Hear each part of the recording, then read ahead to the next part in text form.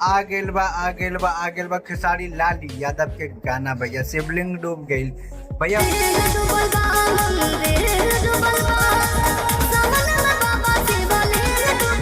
भैया वो ऐसा गाना है जे कि भैया एकदम खूब बवाल करी काहे कि भैया गर्लफ्रेंड बॉयफ्रेंड के भी मैटर रहा और दूसरी बात यह भैया गरीबी के भी मामला है भैया। और खेसारी लाल यादव कहता रहे कि यूपी बिहार डूब गईल बाबा बेरोजगारी छा गईल और जे तोहर मंदिरियो भी डूब गईल सब कुछ डूब गईल। जे लड़की है लड़की के इंस्टाग्राम के एकदम जे काम करत आड़ी लड़की वो लड़की के एकदम कारोबार बंद हो गईल काहे कि बाबा तोहरे दरबार में आवेली और तोहरे दरबार के भैया खूब रील बना के तोहके भी फेमस करेली और अपने की भी फेमस होवेली।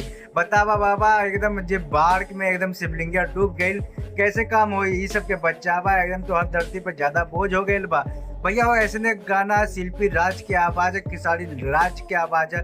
और भैया और दूसरी बात यह है कि कृष्णा बेदर्दी जी लिखले बारे और आर्यन शर्मा की आवाज है भैया। हम सोचने की ई गाना एकदम सैड हो एकदम लेकिन भैया सैड ना है दोनों तरफ के गाना एकदम सैड भी है और हैड भी है मतलब कि भैया खुशी चाहे गम भैया दोनों गनमा में दिखावल गईल बा।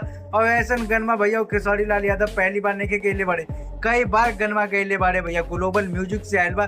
जिस कंपनी से खेसारी लाल यादव के बवाल होता वो एक कंपनी से गनमा आयल बा भैया ऐसा गाना कहियो ना सुनवा जाके सुना ग्लोबल म्यूजिक से।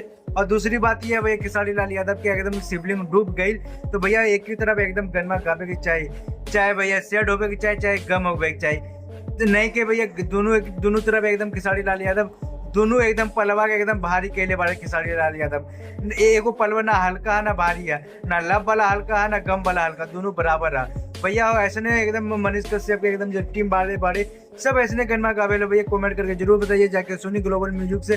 अगर नया पानी हमारे चैनल को लाइक सब्सक्राइब कर लिया। आप देख रहे वानी दिलदार सब ऐसी देखती रही भैया क्या भोजपुरी ने इंडस्ट्री का ऐसी खबर बनाई ले भोजपुरिया समाज जिंदाबाद हो भैया।